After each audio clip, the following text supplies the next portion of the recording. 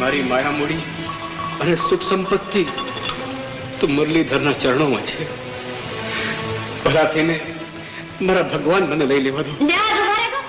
તમારો હીરા મોતીનો ખજાનો હું મારે હાથે જ દઉં છું, સમજ્યા ને?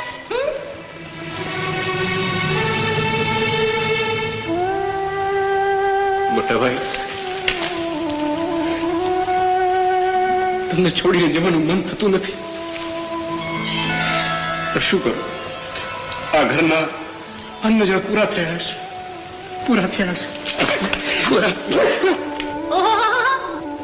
લ્યો, આ તો ભેટ્યા રામ લક્ષ્મણ બે.